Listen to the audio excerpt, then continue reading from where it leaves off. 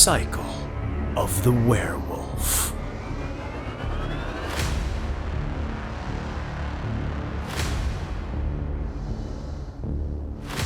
February.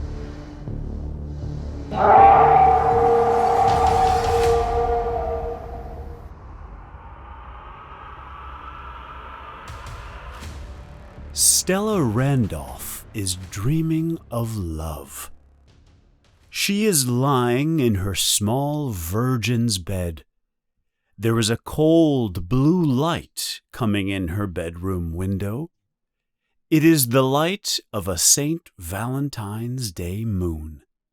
The moon is full. Oh, love, love, love. Love would be like... This year, Stella Randolph has received 20 Valentine's cards.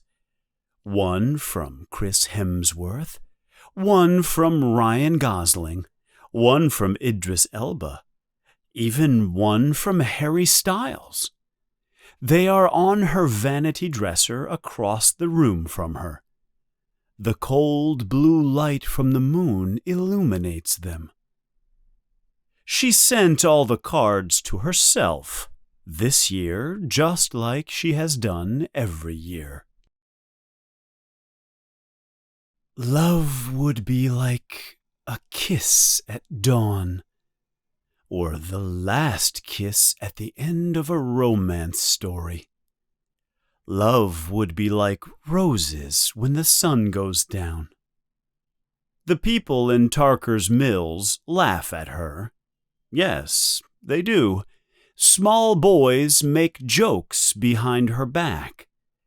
Sometimes they yell from across the street, "Fatty, fatty butter legs." But she knows about love and about the moon.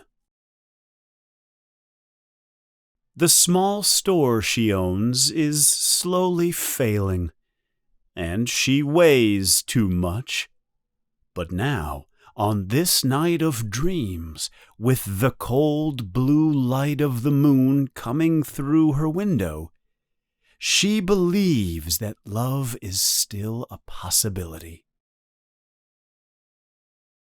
Love and the aroma of summer as he comes. Love would feel like a man's cheek against her cheek. That rough feeling, that rub and scratch. And suddenly, there is a scratching sound at the window. She sits up in her bed.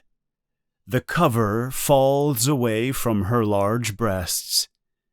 The moonlight is being blocked in the window. There is a dark shape there outside her window, a clearly masculine shape. She thinks, I am dreaming, and in my dreams I will let him come. In my dreams I will let myself come. They say the word is a dirty word, but it is clean. The word is right. Love would be like coming. She gets out of her bed. She is convinced that she is dreaming, because there is a man outside her window, a man that she knows. It is a man she passes on the street almost every day. It is love. Love is coming. Love has come. But as her fat fingers touch the window to open it, she sees it is not a man at all. It is an animal out there. It is a massive, hairy wolf. His front paws are on the window. His back legs are buried deep in the snow. Her house is in the country, far from the town center, But she thinks, it's Valentine's Day, and there will be love. Her eyes must be deceiving her in her dream. It is a man, that man, and he is so wickedly handsome. Wickedness, yes, love would be like wickedness. And he has come to Stella's house on this night, a night with a full moon, and he will take her. He will. She pushes the window up.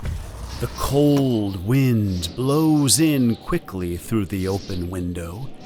The wind freezes her skin. This is no dream.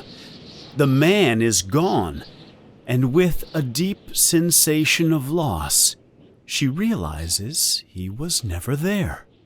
She turns to run, and the wolf jumps easily into her room.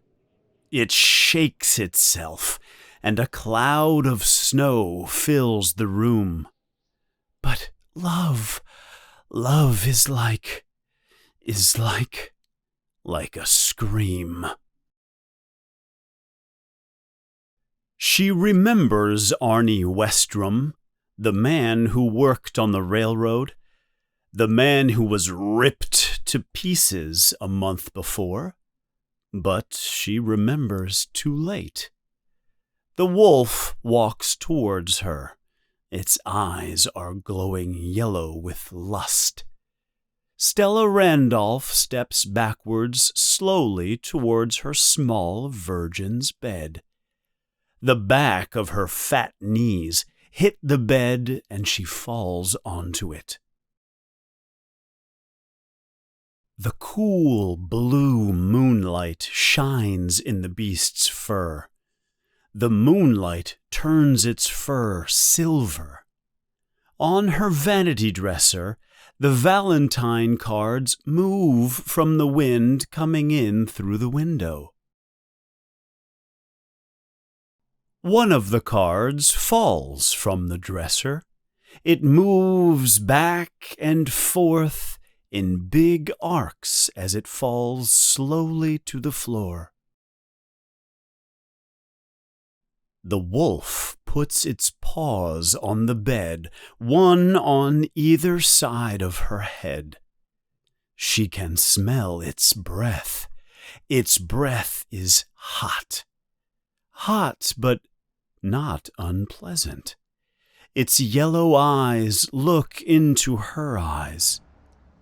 "Lover," she whispers, and closes her eyes.